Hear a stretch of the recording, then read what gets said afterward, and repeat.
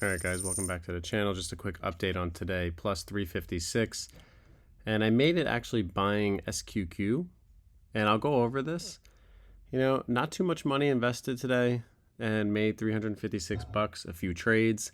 I want to break down a swing trade that I did that I thought was actually a good learning experience. But this puts us up on the year 89.61, and I'll show the gains, like my contributions at the end. But I keep adding to FDRV. I have up to $8,000 now invested into FDRV, electric vehicle. But let's break down the trade because that's what I want to show you.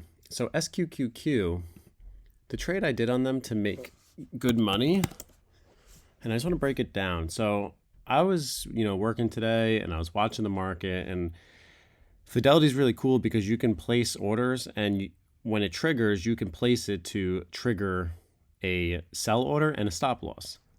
So that's what I decided to do. So where I bought, when you look at this chart, I was watching the market and I decided to buy them at 3:30 at the end of the day. So let's go to the time over here. And what I just realized is I got to switch this to today. So when I bought them at 3:30, I want to see if I can get a better view just so we can get more candles on this. Perfect. So here's what I did. So looking at this chart, it's like, where did you buy?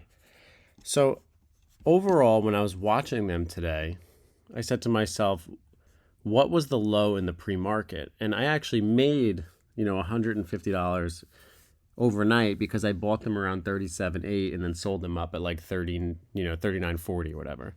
Just 100 shares overnight. What I did was I bought another 100 shares and I purchased them right around this area. So this is a double bottom, and I'm going to show you what that means. So I purchased 100 shares at 37.6.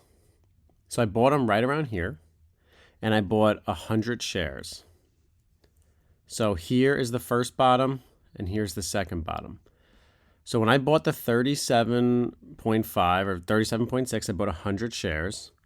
And what I did was, I was at work, so I set a triple order, which means one triggers the other. So when I bought here, I put my stop loss 50 cents below at 37.6. I had 50 cents below, so I had it for 37.1. But my sell order was at 38.5.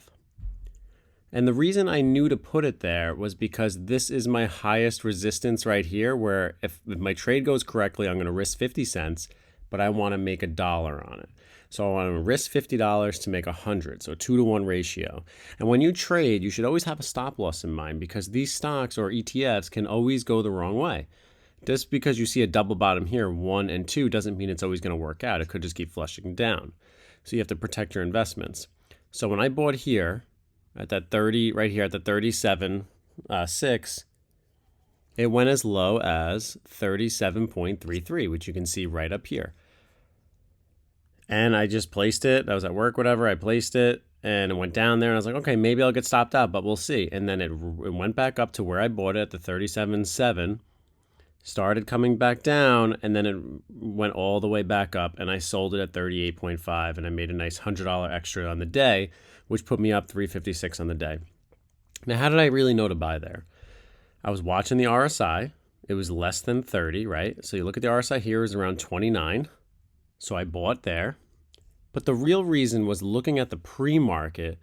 I knew that I already traded SQQ, and if you look over here at the beginning of the day, it was trading at $38. So I felt that the low of the day would be $37. And that's why I set if it broke 37.2, I figured maybe it could flush down. But I was using the pre-market support to see how low this could go. And then when I bought this double bottom here, the RSI was low. It was less than 30. And I like to pay attention to where it was trading in the pre-market, because that will give you a good indication as a support level. Because in the pre-market, it was like $37, went up to 40. And as you see here, these are the time frames at 9 a.m. It blasted up from $40 all the way up to 41. And then look at that RSI, over 70, sells off. goes down 3 points. And that's what these triple leverage ETFs, because this is the NASDAQ, you just got to be very careful. So when I bought the low today, it would have been nice to do more shares, but if I'm not strictly at the computer, I'm not going to do a lot of shares, but I believe this is a good swing trade opportunity to learn because you're doing a 2-to-1 ratio. You're trying to make a point versus 50-cent loss. And it's a good trade to make. And, I'm working and I'm still making money while I'm working. So I feel like that's kind of a nice trade-off right there. And SQQ really paid off today, which is really nice. And look, I only invested 400 shares total to make $240, which is not bad.